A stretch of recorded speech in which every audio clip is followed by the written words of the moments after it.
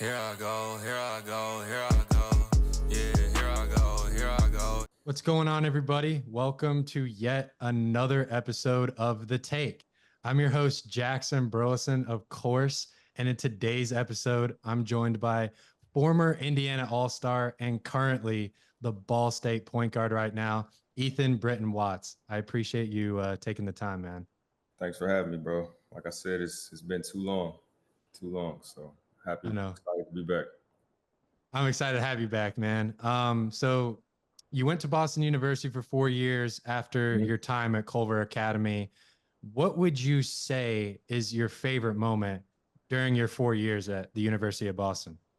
Winning the Patriot League championship my freshman year by far. It's funny because a lot of that momentum was like taken away from us that next year with COVID happening, and obviously we never got to play in March Madness. But that was just one of the best teams I've ever been a part of. Uh, we, I finished my career there playing with the majority of those guys as well. So we're all super close, and yeah, that team was special. So how much does it hurt not to make March Madness with that team? I mean, right now I don't really think about it, but then it hurt for sure. Not even for me because I knew I had 3 more years left, which actually ended up being five. But I knew I had 3 more years, so I was just really concerned about the seniors and how hard they worked to get to that point and it being ripped away from them. But yeah, I think about it sometimes, just how hard it is to win a championship, and um, hopefully we can do it here and get back. But yeah, I don't think about it too much. So when did you have the idea to come to Ball State as the next chapter of your college career? I knew I was leaving Boston my senior year. That was my focus. I was trying to get my degree, do everything I needed to academically, have a good year basketball wise, and put myself in a position to be able to transfer. So that was kind of my focus going throughout that year. And Coach Lewis, actually Coach Lou, one of our assistant coaches, he reached out first. But Ball State got in contact with me right when I put my name in the portal. And I had other schools in the MAC, a couple of other schools. But once I spoke to Coach Lewis, they were on me the hardest. Called me 2 to 3 times a week. So I kind of just knew, like, all right, once I get down there and visit, that's kind of the last step I needed. And I was comfortable with the coaching staff, the teammates, and just everything Ball State has to offer. So once I knew that's what I wanted, I told him, like, yo, I'm coming. I didn't want to sit in the portal for a month or two, you know how people do nowadays, not knowing that, that number only grows and it only gets harder and harder to get picked up. So I wanted to just go to the person that wanted me to, the most, and I wanted to be there. So it all worked out. What was your family's reaction when they got the news you were transferring to play college basketball in your home state, Indiana? They were excited, super excited, because I only got one time to come back and play in Indiana at BU, and that was against Notre Dame. So, you know, being at Culver, a lot of my family wasn't able to come see me every single game there either. So it was like a 8 year period where it was really just my mom and my dad and, close family being able to see me play. So now that I'm back home and 45 minutes away, there's not like a bus or a plane ticket that needs to be bought. Everybody can just hop on the road and come see me whenever. So I'm super excited about that. So, what was it like coming off your best collegiate season of your career and then transferring to Ball State and then not being able to play? Yeah, it was weird from that standpoint, but just also like I've been playing basketball since I was 3, 4 years old. So it was the first time in 18 years basketball was completely like taken away from me. It was a learning experience, uh, a lot of ups and downs. You kind of have to get yourself in the mode of not playing twice. Like the preseason, you kind of wrap your head around, okay, like I need surgery. And then after surgery, the rehab period, you start feeling well and getting yourself back and feeling like yourself again. And then you kind of got to tell yourself like, oh, okay, crap, I can't play until next year again. So it was a lot. It was different, but everybody goes through it. I had a great support team here.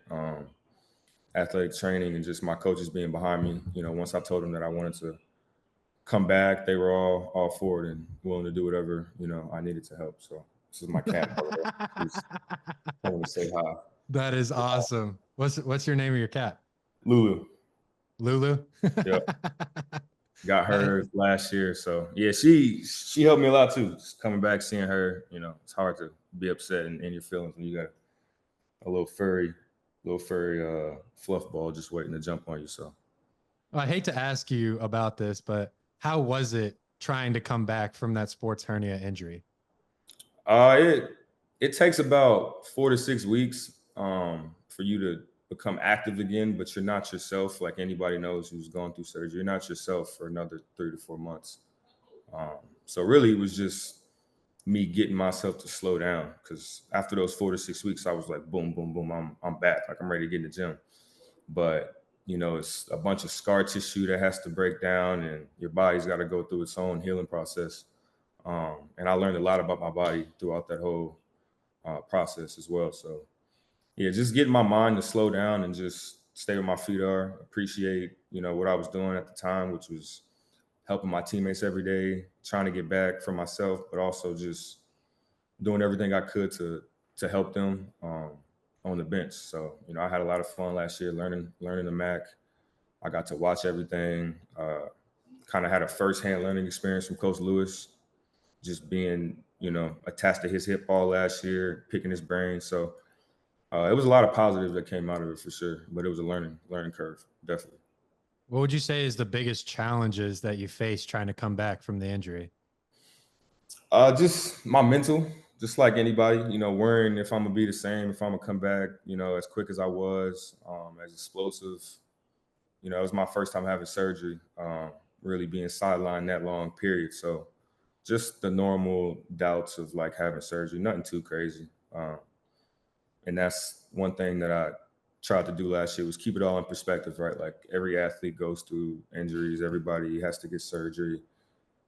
Granted, it was my first one at the worst time, but it happens to everybody. So I'll be fine. And I was fine. So.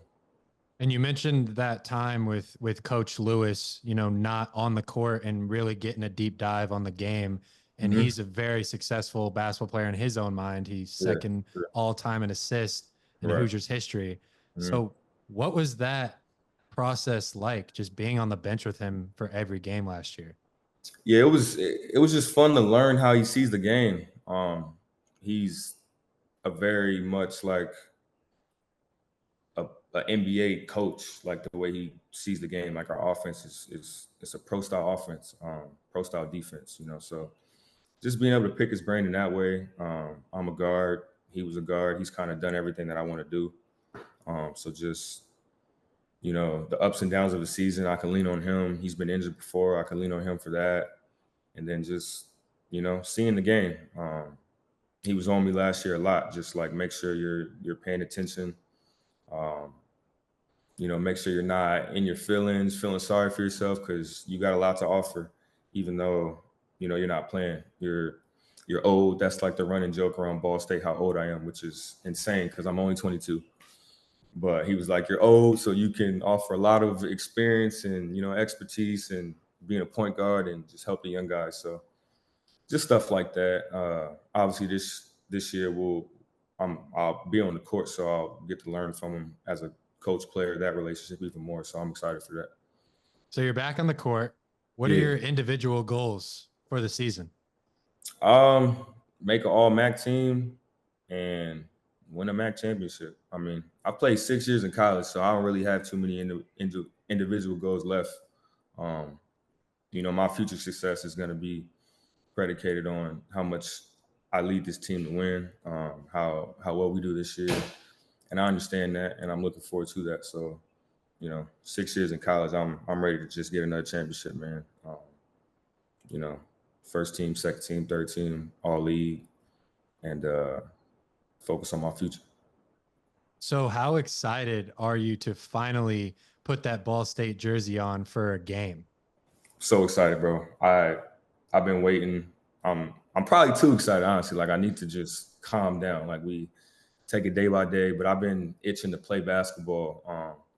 put on that jersey for this state, be back home in Indiana playing, representing this state. I've been itching to do that, since I committed.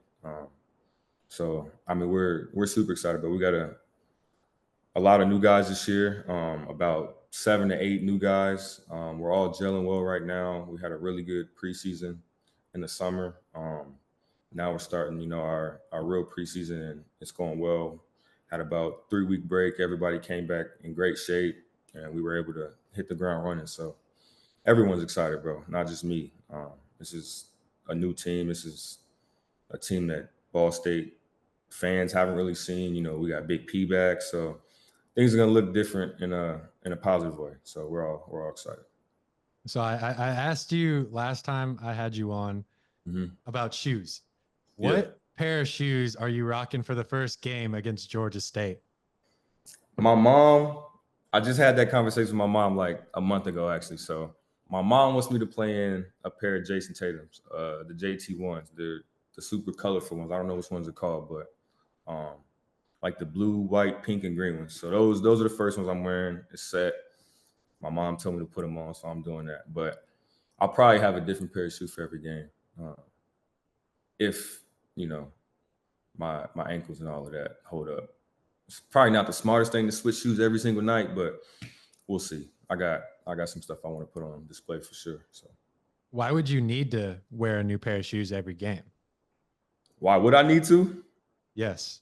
I don't know. Just having shoes. I mean, well, part of it is I'm naturally like a Nike baby. I've been in Nike since I was young. Nike's all I've known. When I got to Culver, it was Under Armour, and then when I got to BU, it was Under Armour. So like that transition was easy. So I just played in Under Armours for about 8 years, but I've been the same shoe size since I was in 8th grade. So I've had just Nikes just sitting, waiting on me to play in. So that's really what I'm most excited about, to bring back some shoes that, maybe a lot of people haven't seen in a while. And I was trying to get a number out of you last time. How many pairs of shoes do you own?